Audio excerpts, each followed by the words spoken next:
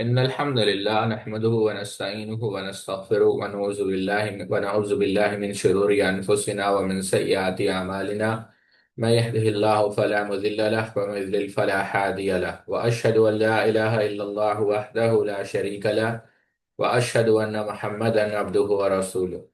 فإن خير الحديث كتاب الله، وخير الهدي هدي محمد صلى الله عليه وسلم، وشر الأمور محدثاتها، وكل محدثة بدعة، وكل بدعة ضلالة، وكل ضلالة في النار.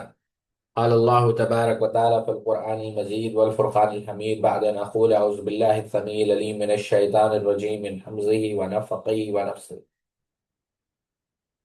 يا أيها الناس اتقوا ربكم الذي خلقكم من نفس واحدة وخلق منها زوجها وبث منهما رجالا كثيرا ونساء، واتقوا الله الذي تساءلون به والأرحام إن الله كان عليكم رقيبا. يا أيها الذين آمنوا اتقوا الله حق تقاته ولا تموتن إلا وأنتم مسلمون. يا أيها الذين آمنوا اتقوا الله وقولوا قولا سديدا يصلح لكم أعمالكم ويغفر لكم ذنوبكم، ومن يطع الله ورسوله فقد فاز فوزا عظيما. الحمد لله خالق الوجود من الأدم، الذي علم بالقلم علم الإنسان ما لم يعلم. والصلاة والسلام على سيد الأشرف الأنبياء المرسلين نبينا محمد وعلى آله وأصحابه أجمعين. رب اشرح لي صدري ويسر لي أمري واحلل عقدة من لساني يفقهوا قولي. سبحانك لا علم لنا إلا ما علمتنا إنك أنت العليم الحكيم. أما بعد، پچھلی چند نشستوں سے ہم نے یہ بات سمجھنے کی کوشش کی کہ اہل بیت، آل بیت، آل محمد، آل نبی، عطرت نبی، اس کا کیا معنی ہے، اور خلاصہ ہم نے آپ کے سامنے یہ نقل کیا کہ یہ لفظ آل جو ہے اس کے متعلق دو رائے ہے۔ ایک، جیسا کہ لغت کے اندر امام راغب اصفہانی رحمہ اللہ نے، ابن منظور رحمہ اللہ نے اور امام فیروز آبادی رحمہ اللہ نے کہا کہ آل اہل سے ہی جو ہے مشتق ہے، لیکن ابن قیم رحمۃ اللہ علیہ نے جلاء الافہام کے اندر اس کو کمزور قرار دیا ہے، اور اپنے استاد سے بھی، بلکہ یہی بات خلیل احمد فراہیدی رحمہ اللہ، ابن فارس رحمہ اللہ، ابن جوزی اور شیخ الاسلام تیمیہ نے نقل کیا کہ یہ لفظ آل اصل میں مشتق ہے حمزہ واو لام یعنی اول سے، یعنی آ، یوں کہتے ہیں تطبیق یا پلٹ کر آنا، واپس آنا، اس معنوں میں۔ اب یہ تو ہے آل کا، کہ آل کس کے لیے استعمال ہوتا ہے، گھر والوں کے لیے یا ہم دین کے لیے، یعنی جو جن پیروی کی جائے، یعنی جو اطاعت کر رہے ہیں۔ امام جوہری رحمہ اللہ نے کہا کہ آل اس شخص کو کہا جاتا ہے، یعنی اس کے گھر والے جو اس کی اطاعت کرے، فرما برداری کرے، پیروی کرے، اتباع کرے۔ ابن فارس رحمہ اللہ نے بھی یہی رائے جو ہے بیان کی۔ ابن جوزی رحمہ اللہ نے یہ رائے اپنے استاد علی ابن عبید اللہ سے نقل کی کہ آل ان لوگوں کو کہا جاتا ہے نسب کے اعتبار سے، اطاعت کے اعتبار سے، اور قرآن مجید میں بھی ہم نے دیکھا کہ یہ لفظ آیا ہے 25 دفعہ، اور ہم نے اس کے حوالے بھی آپ کو دیے۔ رہی بات اہل کی، تو خلیل ابن احمد رحمہ اللہ کہتے ہیں اہل یہ خاص ہے، یعنی آل عام ہے، اہل تھوڑا سا خاص ہے، کوائٹ اسپیسیفک آپ کہہ لیں۔ تو اہل، خلیل ابن احمد رحمہ اللہ کہتے ہیں کہ اہل جو ہے آدمی کی بیوی ہوتی ہے یا جو آدمی کے سب سے قریب ہو، اور خلیل ابن فارس رحمہ اللہ نے بھی معجم مقاصد اللغہ کے اندر یہی بات، خلیل رحمہ اللہ اور ابن فارس رحمہ اللہ نے بھی یہی بات خلیل ابن احمد سے نقل کی۔ امام ازہری رحمہ اللہ نے لئیس ابن مظفر سے نقل کیا کہ اہل، جب آدمی کا جو اہل یعنی اہل بیت کہہ لیں آپ، یعنی اہل رجل، تو اس کا معنی اس کی بیوی یا اس کے جو سب سے قریب، اور یہی رائے امام فیروز آبادی رحمہ اللہ نے بھی نقل کی۔ ٹھیک ہے، اب جہاں تک اہل بیت آل محمد ہے، تو اس کے متعلق ہم نے آپ کے سامنے ایک تو عمومی معنی ہے جو نقل کیا جاتا ہے کہ جو اللہ کے رسول صلی اللہ علیہ وسلم کی اطاعت کرے، اتباع کرے، فرما برداری کرے، لیکن جو شرعی معنی ہے کہ آل محمد سے مراد، اہل بیت سے مراد کون ہے، ٹھیک ہے؟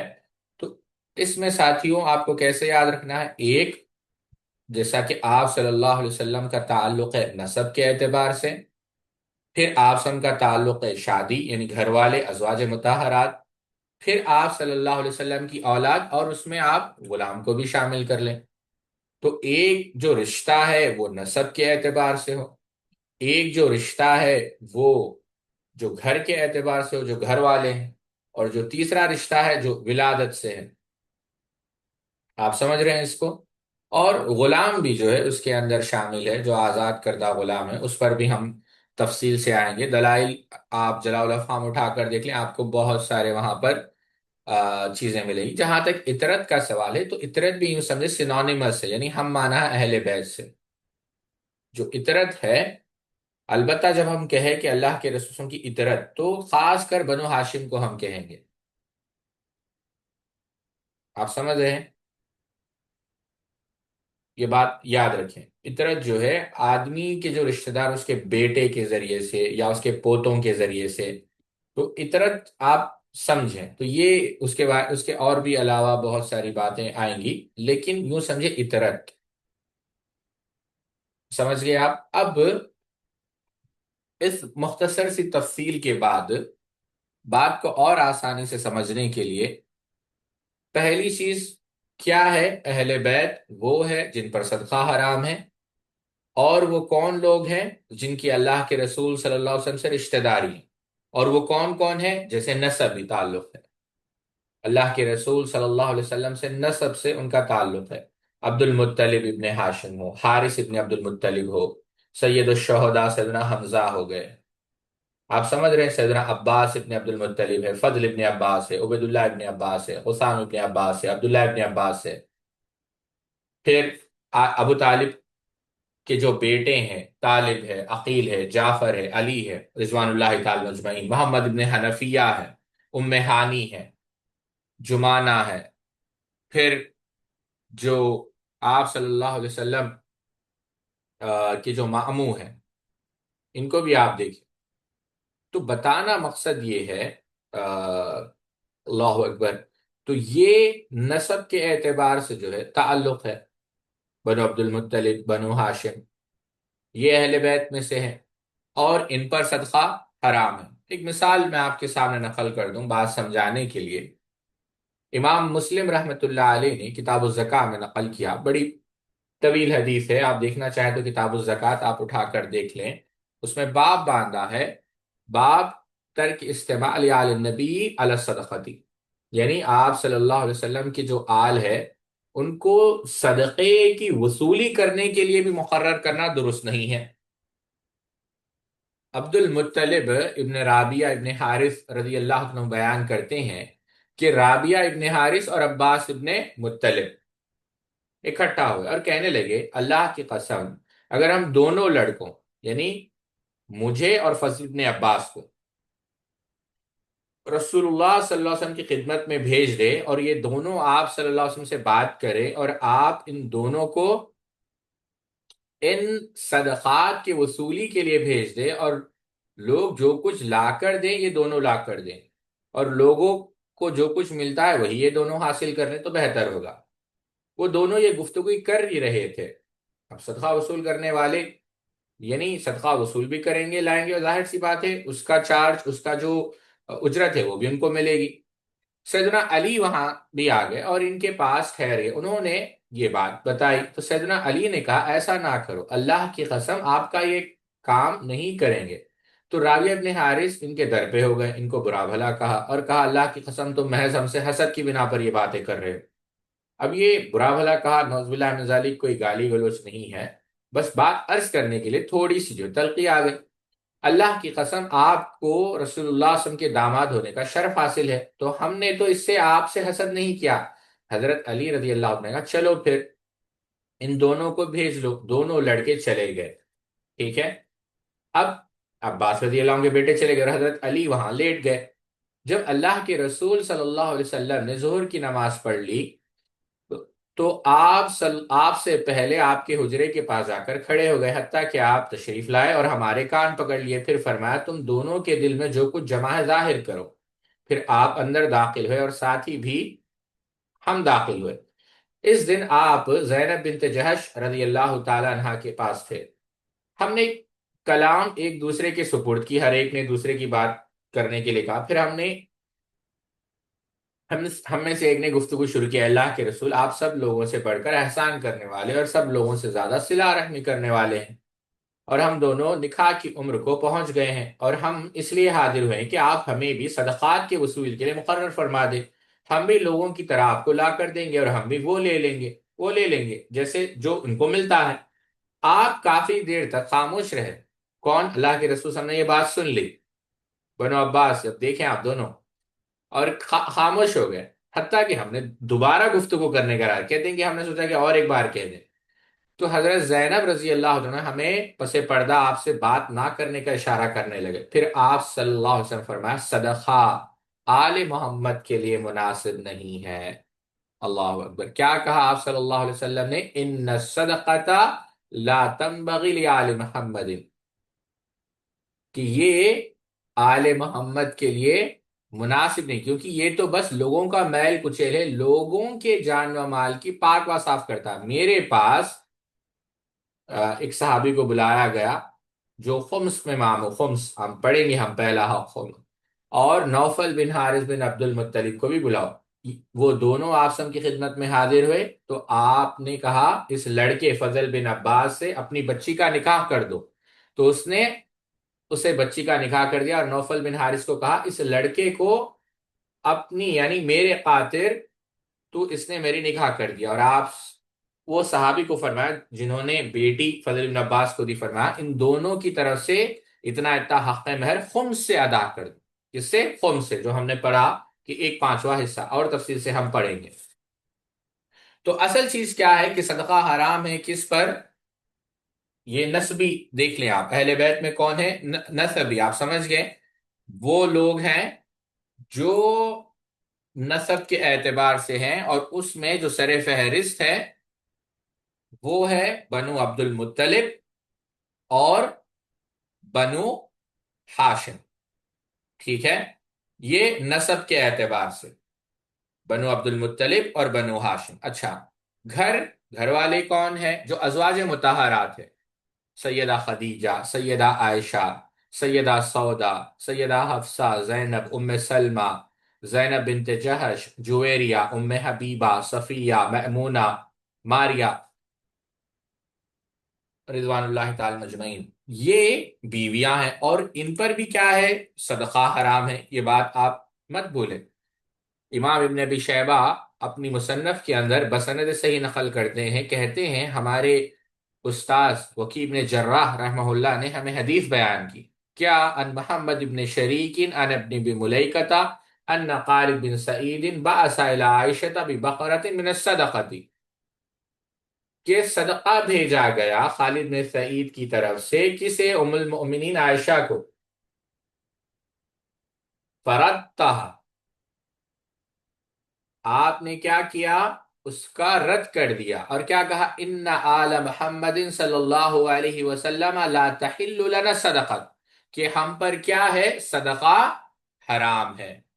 تو یہ ازواج مطہرات پر بھی کیا ہے؟ صدقہ حرام ہے۔ اور تیسرے کون؟ جو آپ صلی اللہ علیہ وسلم کی اولاد ہیں، بیٹیاں ہیں، سیدہ زینب، رقیہ، ام کلثوم، فاطمہ، یہ کون ہیں؟ اللہ کے رسول صلی اللہ علیہ وسلم کی شہزادیاں ہیں، اور اہل بیت میں سے ہیں۔ اور پھر جو لڑکے ہیں، سیدنا قاسم، سیدنا عبداللہ، سیدنا ابراہیم، یہ بھی کیا ہے؟ آپ صلی اللہ علیہ وسلم کی اہل بیت میں سے ہیں۔ اور جو آپ کے نواسے ہیں اور نواسیاں ہیں، علی ابن ابو العاص جو آپ سم کے نواسے ہیں، امامہ جو سیدہ زینب رضی اللہ عنہ کی بیٹی ہے، اور عبداللہ ابن عثمان، حسن ابن علی، حسین ابن علی، زین العابدین، ام کلثوم بنت علی، زینب بنت علی، یہ کون ہیں؟ یہ اہل بیت میں سے، اس میں تو ہمارا کسی کا اختلاف ہی نہیں، یہ تو متفقہ طور پر اہل تشیع بھی مانتے ہیں کہ ان پر صدقہ حرام ہے۔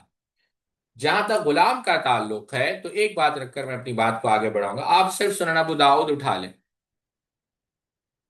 ابو رافع رضی اللہ عنہ روایت کرتے ہیں کہ نبی کریم صلی اللہ علیہ وسلم نے بنی مخزوم کے ایک شخص کو صدقات کے لیے مقرر کیا۔ ان النبی صلی اللہ علیہ وسلم بعث رجلا علی الصدقۃ من بنی مخزوم، اس نے ابو رافع سے کہا میرے ساتھ چلو، تمہیں بھی اس سے حصہ ملے، تو آپ چلو، آپ بھی ہمارے ساتھ صدقہ وصول کرو۔ کسے کہا؟ ابو رافع کو۔ چلیے آپ، فقال علی ابی رافع اصحبنی فانک تصیب منها، قال، انہوں نے کیا کہا؟ نہیں، حتی آتی النبی صلی اللہ علیہ وسلم فاسأله فآتاه فسأله فقال مؤلاء القوم من انفسهم وان لا تحل لنا صدقہ، کہ میں آپ کے ساتھ صدقہ وصول کرنے نہیں آؤں گا، میں پہلے اللہ کے رسول کے پاس جا کر سوال کروں۔ تو میں گیا اور میں نے اللہ کے رسول سے کہا کہ اللہ کے رسول یہ ہمیں کہہ رہے ہیں کہ صدقہ وصول کرنے کے لیے ہمارے ساتھ چلیں، ہمیں بھی صدقہ ملے گا۔ تو کہا قوم کا مولا جو ہوتا ہے یعنی آزاد شدہ غلام انہی میں سے ہوتا ہے، اور ہمارے لیے صدقہ حلال نہیں۔ اللہ اکبر۔ تو بتانا مقصد یہ ہے ساتھیو، اہل بیت خلاصہ کیسے آپ اس کو یاد رکھیں گے؟ آپ ایسے یاد رکھیں گے کہ اہل بیت وہ ہے جن پر صدقہ حرام ہے، اور چار، نسب کے اعتبار سے جو بنو عبد المطلب بنو ہاشم ہے، اور پھر جو گھر والے ازواج مطہرات، اور پھر اولاد، بیٹے، بیٹیاں، نواسے، نواسیاں، اور یہ قیامت تک سلسلہ قائم رہے گا ساتھی۔ آپ صرف سنن ابو داؤد اٹھا کر دیکھیں، شیخ الاسلام نے منہاج السنہ کے اندر اس حدیث کو صحیح قرار دیا، المہدی من اطرتی، کہ یہ جو مہدی ہے وہ میری اطرت میں سے ہوں گے، من ولد فاطمہ، کہ یہ فاطمہ کی اولاد میں سے ہوں گے رضی اللہ تعالیٰ عنہ۔ اور بعض روایتوں میں تو یہ بھی صراحت ہے کہ وہ سیدنا حسن رضی اللہ تعالیٰ عنہ کی اولاد میں سے ہوں گے۔ کیوں؟ سیدنا حسن نے اللہ کی رضا کے لیے خلافت کو ترک کر دیا، صلح کر لی تاکہ مسلمانوں میں جو ہے فتنہ نہ ہو۔ اللہ رب العزت پھر انہی کی اولاد میں سے ایک سردار کو پیدا کرے گا، امام مہدی کو۔ تو بتانا مقصد یہ ہے، پہلے نواسے نواسی، اور پھر آخری جو غلام۔ اہل بیت کون ہے یہ ہم سمجھ گئے الحمدللہ۔ اب یہ دیکھیں گے ساتھیوں کہ اہل بیت کے حقوق کیا ہیں۔ خصوصیات ہم نے پچھلی نشست میں دیکھے کہ آپ کے خصوصیات کیا ہے، اب ہم دیکھیں گے کہ حقوق کیا ہے، ہمیں کیا کرنا ہے۔ آئیے دیکھتے ہیں شیخ حفظہ اللہ نے پہلا حق کیا نقل کیا۔ کہتے ہیں ازواج مطہرات ہو یا دیگر اہل بیت، ان پر زکوٰۃ و صدقہ حرام ہونے کی بنا ان کی ضروریات زندگی کا اللہ سبحانہ وتعالیٰ نے یہ انتظام فرمایا کہ مال غنیمت میں سے جو خمس ملتا تھا اس میں انہیں حقدار بنایا، اور یہی حال مالت فیع کی تھی۔ چنانچہ ارشاد باری تعالیٰ ہے، اللہ رب العزت نے سورہ انفال کے اندر کیا کہا؟ وَأَلَمُوا أَنَّمَا غَنِمْتُم مِّن شَيْءٍ فَأَنَّ لِلَّهِ خُمُسَهُ وَلِلرَّسُولِ وَلِذِي الْقُرْبَى وَالْيَتَامَى وَالْمَسَاكِينِ وَابْنِ السَّبِيلِ۔ اللہ رب العزت کہتا ہے کہ جان لو، بے شک تم جو کچھ بھی غنیمت حاصل کرو تو بے شک اس کا پانچواں حصہ، ون ففتھ، اللہ کے لیے اور رسول کے لیے اور قرابت دار، رشتہ دار اور یتیم اور مسکین اور مسافر کے لیے ہے۔ یہاں اللہ سبحانہ وتعالیٰ کا نام بطور اصل مالک کے ہے، کیونکہ سب مال اللہ تعالیٰ ہی کا ہے۔ اصل خمس کے پانچ مصارف ہیں، یعنی پانچ لوگوں کو دیا جائے گا۔ اس میں سے ایک آپ صلی اللہ علیہ وسلم اپنی اور اپنے ازواج مطہرات کی ضروریات کے لیے رکھتے تھے۔ ضروریات کے بعد عام مسلمانوں کی مصلحت پر یا جہاد پر خرچ کرتے تھے۔ دوسرے ولد القربہ، آپ سب کے رشتہ دار، بنو ہاشم بنو عبد المطلب، اور انہی دو قبیلوں نے نبی کریم صلی اللہ علیہ وسلم کے ساتھ دیا۔ الیتامہ سے وہ نابالغ بچے مراد ہے جن کے باپ فوت ہو چکے ہیں۔ المساکین وہ ہے جن کی آمدنی ضرورت سے کم ہو۔ ابن السبیل یعنی مسافر۔ تو خمس کے علاوہ باقی مال مجاہدین میں تقسیم کیا جاتا تھا۔ اب یہ رہا مال فے، تو یہ وہ مال ہے جو جہاد کے بغیر محض اللہ تعالیٰ نے اپنے فضل و کرم سے عطا فرمایا۔ دشمنوں سے کسی مد بھیڑ کے بغیر اللہ تعالیٰ اپنے رسول کو فتح و نصرت عطا فرماتا ہے اور دشمنوں کے دلوں میں ان کا رعب ڈال دیتا ہے۔ جیسے یہودیوں کا قبیلہ بنو نذیر تھا، جو مدینہ طیبہ سے صرف 2 میل کی مسافت پر تھا۔ بنو قریظہ یا خیبر کا وہ علاقہ جو جنگ کے بغیر فتح ہوا، جیسے فدق وغیرہ، یعنی یہ وہ مال تھا مال فے جہاں پر جنگ کرنے کی ضرورت نہیں پڑی۔ اس مال فے میں مجاہدین کا کوئی حصہ نہیں، بلکہ یہ سب انہی 5 مصارف میں تقسیم کرنے کا حکم ہے، جن میں مال غنیمت کا خمس صرف کرنے کا حکم ہے۔ یہی قول امام مالک رحمۃ اللہ علیہ کا ہے اور اقرب الی الصواب ہے۔ تو یعنی ایک تو مال غنیمت ہے ساتھی، جنگ کیا گیا، اس میں سے 1/5واں حصہ نکالا جائے گا، یعنی 20%، اور وہ 20% کس کا حق ہے؟ 5 لوگوں کا۔ اچھا، ایک ہے مال فے۔ مال فے از ناٹ وار بوٹی نہیں ہے، یہ وہ مال ہے جو اللہ نے اپنے فضل سے عطا کیا، جس میں جہاد کرنے کی کوئی خاص ضرورت نہیں پڑی۔ اور یہ مال میں کیا کیا جائے گا؟ اس مال میں مجاہدین کا کوئی حصہ نہیں ہے، بلکہ یہ سب انہی 5 مصارف میں تقسیم کرنے کا حکم ہے، جن میں مال غنیمت کا خود صرف کرنے کا حکم ہے۔ یہی قول امام مالک رحمۃ اللہ علیہ کا اور اقرب الصواب ہے۔ مال فہ کے بارے میں یہ حکم سورہ حشر میں اللہ رب العزت نے 7ویں آیت میں، ما افاء اللہ علی رسولہ من اہل القرآن فللہ وللرسول ولذی القربى والیتامى والمساکین وابن السبیل كي لا يكون دولة بين الأغنياء منكم وما آتاكم الرسول فخذوه وما نهاكم عنه فانتهوا واتقوا الله إن الله شديد العقاب۔ وہاں پر یہ بات بتائی گئی، یہ احکامات اس میں واضح کیے گئے کہ یہ کس کا حق ہے، بلکہ آگے شیخ نے اس آیت کی تفسیر میں سیدنا عمر ابن خطاب رضی اللہ تعالی عنہ کا قول نقل کیا، جو امام بخاری رحمۃ اللہ علیہ نے کتاب التفسیر میں نقل کیا۔ کانت اموال بنی نذیر مما آفاء اللہ علی رسولہ صلی اللہ علیہ وسلم مما لم یوجف المسلمون علیہ بقیل ولا رکاب فکانت لرسول اللہ صلی اللہ علیہ وسلم قاصہ ينفق على اہلہ منها نفقۃ سنته ثم يجعل ما بقی فی السلاح والقراء عدۃ فی سبیل اللہ۔ کہتے ہیں عمر بن خطاب رضی اللہ تعالی عنہ کہ بنو نذیر کے اموال ان اموال میں سے تھے جو اللہ تبارک و تعالی نے اپنے رسول کو بطور فے عطا فرمائے تھے، جس پر مسلمانوں نے نہ گھوڑے دوڑائے تھے، یعنی جہاد نہیں کیا، اور نہ اونٹ، چنانچہ وہ رسول اللہ صلی اللہ علیہ وسلم کے لیے خاص تھے۔ آپ ان میں سے اپنے گھر والوں کو 1 سال کا خرچ دیتے اور جو باقی بچتا اسے جہاد فی سبیل اللہ کی تیاری کے لیے اسلحے اور گھوڑوں میں صرف کر دیتے۔ آپ صلی اللہ علیہ وسلم کی وفات کے بعد یہی طریقہ خلفائے راشدین کا رہا، چنانچہ سیدہ بطول سیدہ فاطمہ رضی اللہ تعالی عنہا نے جب آپ صلی اللہ علیہ وسلم کی وفات کے بعد سیدنا ابوبکر صدیق رضی اللہ عنہ سے رسول اللہ صلی اللہ علیہ وسلم کی وراثت کا مطالبہ کیا، تو سیدنا ابوبکر رضی اللہ تعالی عنہ نے پہلے یہ فرمایا کہ رسول اللہ صلی اللہ علیہ وسلم کا ارشاد، فرمایا کہ اللہ کے رسول صلی اللہ علیہ وسلم کا ارشاد کیا ہے؟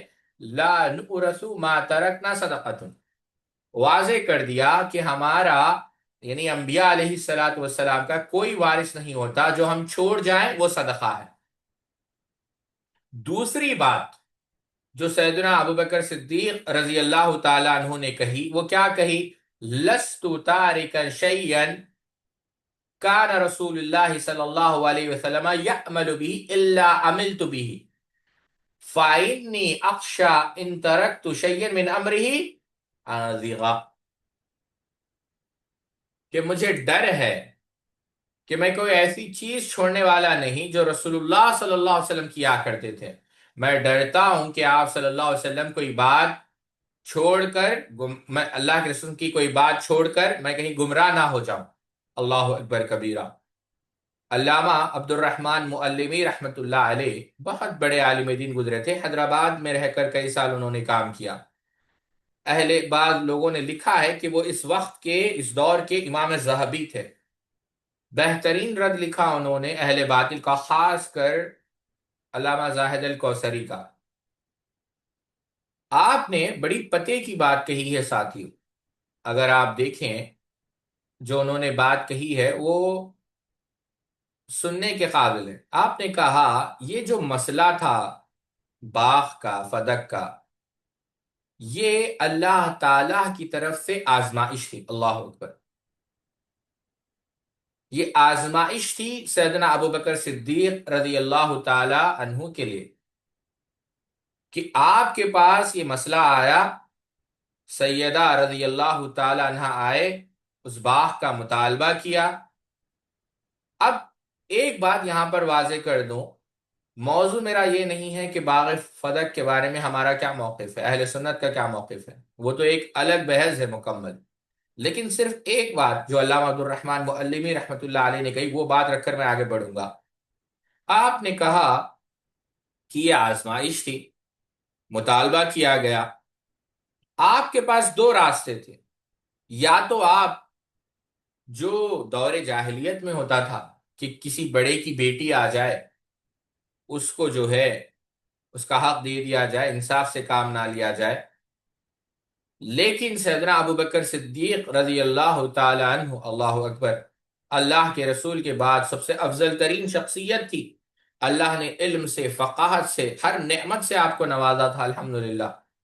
آپ نے اللہ کے رسول صلی اللہ علیہ وسلم کا جو راستہ تھا، آپ کا جو طریقہ تھا، نہیں چھوڑا، آپ صلی اللہ علیہ وسلم کی اتباع کرتے رہے۔ یہی وجہ ہے، اللہ ابن قیم نے بھی اعلام کے اندر لکھا ہے کہ سیدنا ابو بکر صدیق وہ واحد صحابی ہے جن کا کوئی ایک بھی فتویٰ نصوص کے خلاف نہیں ملتا۔ اللہ اکبر! یہ شان ہے صدیق اکبر رضی اللہ تعالی عنہ کی۔ تو سیدنا صدیق اکبر رضی اللہ تعالی عنہ نے یہ بات، تو یہ جو آزمائش ہوئی، اس آزمائش میں آپ کامیاب ہوئے، آپ نے اللہ کے رسول صلی اللہ علیہ وسلم کی شریعت کے مطابق، آپ کے لائے ہوئے احکامات کے مطابق فیصلہ کیا، جو حق تھا، حق سیدہ رضی اللہ تعالی عنہ کے سامنے رکھ دیا۔ اور سیدہ کی بھی شان دیکھیں آپ نے وہاں پر کوئی جھگڑا نہیں کیا جیسے دین کے دشمن بیان کرتے ہیں، حدیث آ گئی، آپ نے بات کو تسلیم کر لی۔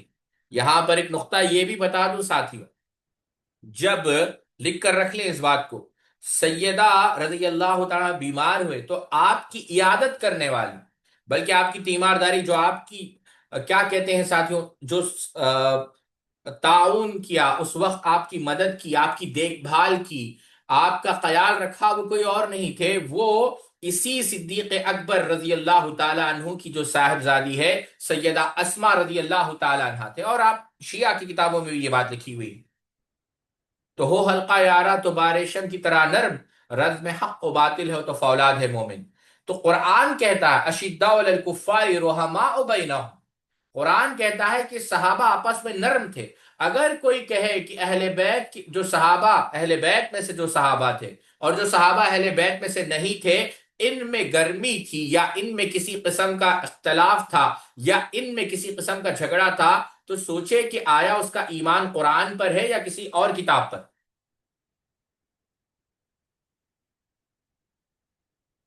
حضرت ابو بکر صدیق رضی اللہ عنہ کے بعد حضرت عمر رضی اللہ عنہ خلیفہ بنے، تو انہوں نے مدینہ طیبہ کا صدقہ یعنی بنو نذیر کے مال فے کا انتظام حضرت عباس اور حضرت علی کے مطالبے پر ان کو سپرد کر دیا، انتظام سپرد کیا۔ مگر جب ان کے مابین بھی اختلاف ہوا تو وہ حضرت عمر کے پاس آئے۔ اس وقت وہاں حضرت عثمان، حضرت عبد الرحمن ابن عوف، حضرت زبیر، حضرت سعد ابن وقاص بھی تشریف فرما تھے۔ حضرت عباس نے کہا امیر المؤمنین، میرے اور حضرت علی کے مابین فیصلہ فرمائیے۔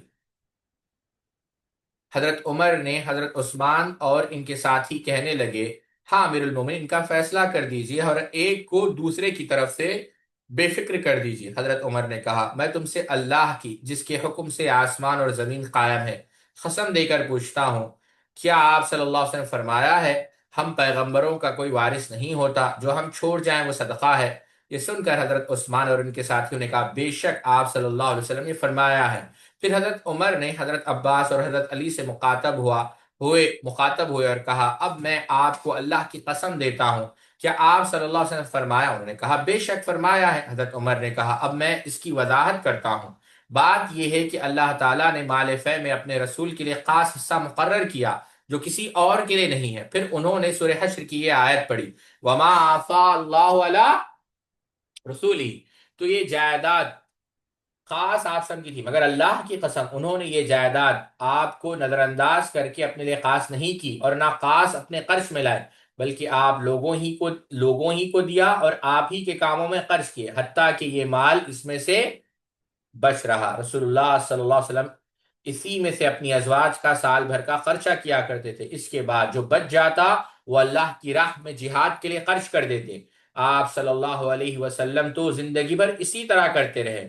اے حاضرین، تمہیں اللہ کی قسم کیا تم یہ نہیں جانتے؟ انہوں نے کہا بے شک جانتے ہیں۔ پھر حضرت عمر نے حضرت علی اور حضرت عباس سے کہا آپ کو بھی اللہ کی قسم کیا آپ نہیں جانتے؟ حضرت عمر نے کہا پھر اللہ تعالیٰ نے اپنے نبی کو اٹھا لیا تو حضرت ابو بکر صدیق رضی اللہ عنہ کہنے لگے میں آپ صلی اللہ علیہ وسلم کا جانشین ہوں، اور انہوں نے یہ جائیداد اپنے قبضے میں رکھی۔ پھر جو کام رسول اللہ صلی اللہ علیہ وسلم نے ان کی آمدنی سے کرتے تھے وہ بھی کرتے رہے، اور اللہ جانتا ہے کہ حضرت ابو بکر اس میں سچے، نیک، سیدھی راہ اور حق کے تابع تھے۔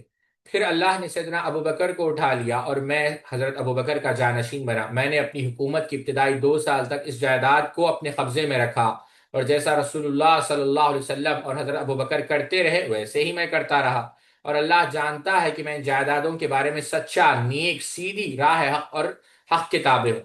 پھر آپ دونوں میرے پاس آئے اور بالاتفاق گفتگو کرنے لگے۔ آپ دونوں ایک تھے، اے عباس آپ آئے اور مجھ سے اپنے بھتیجے کے مال کا سوال کرتے تھے، اور یہ حضرت علی آئے اور اپنی بیوی کا حصہ ان کے والد کے مال سے لینے کا مطالبہ کرتے تھے۔ میں نے آپ دونوں سے کہا کہ اللہ کے رسول صلی اللہ علیہ وسلم نے فرمایا ہے ہم پیغمبروں کا کوئی وارث نہیں ہوتا، جو ہم چھوڑ جائیں وہ صدقہ ہے۔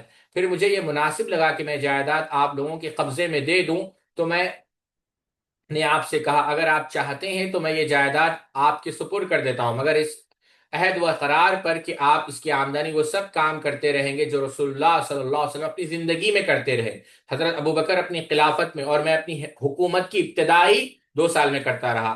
آپ دونوں نے شرط کو قبول کر کے کہا کہ یہ ہمیں دے دے، تو ہم نے اس شرط پر دے دی۔ حضرت عمر کہنے لگے اے حاضرین، میں تمہیں قسم دے کر پوچھتا ہوں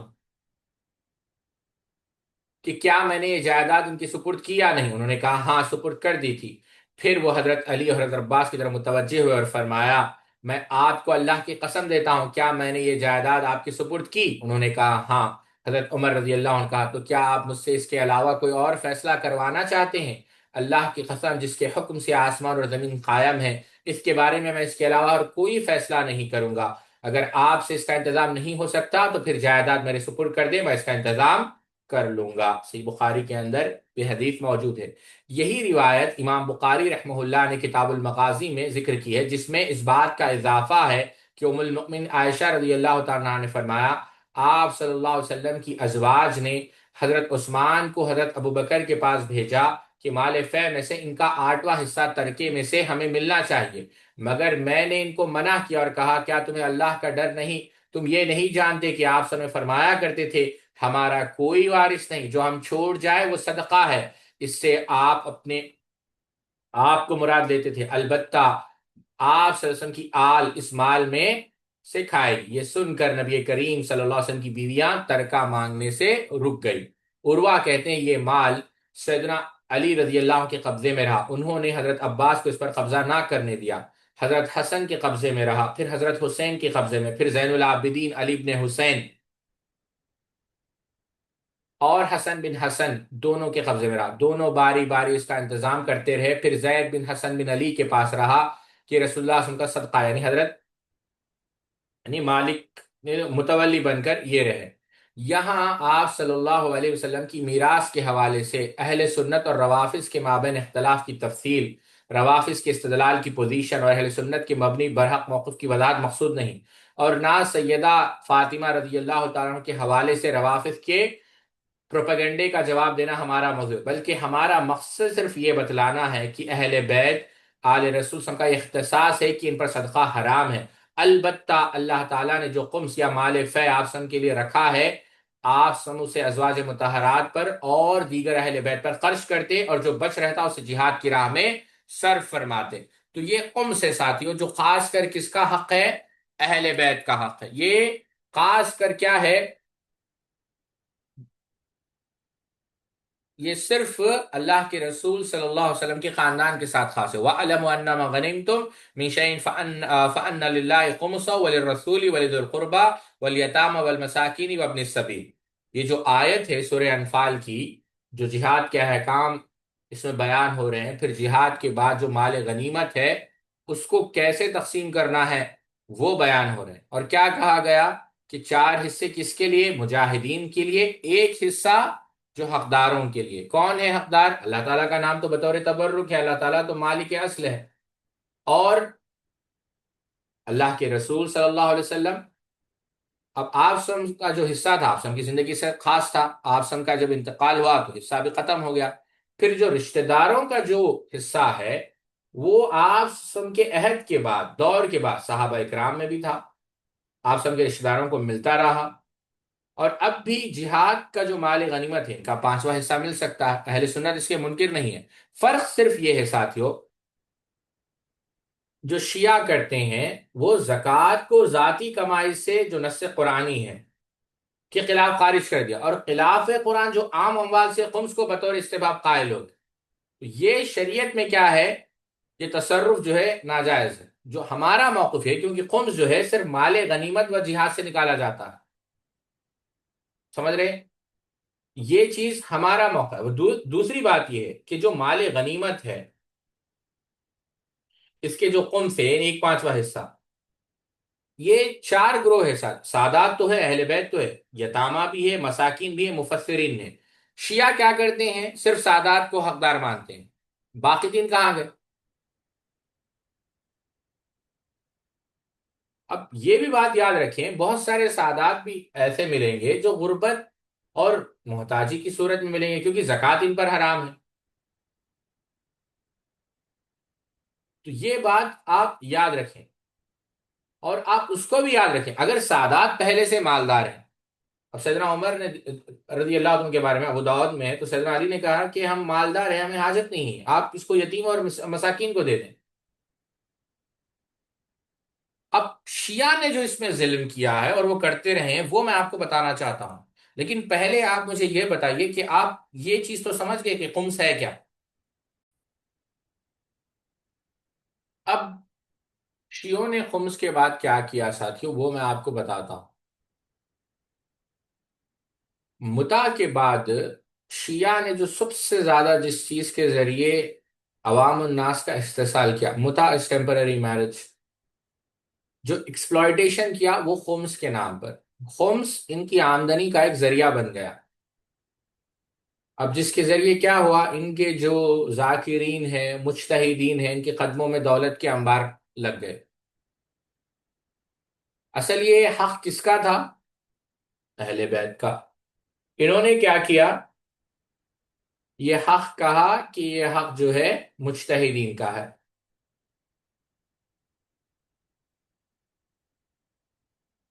میں آپ کو بتاتا ہوں، دیکھیں کیسے انہوں نے استعمال کیا۔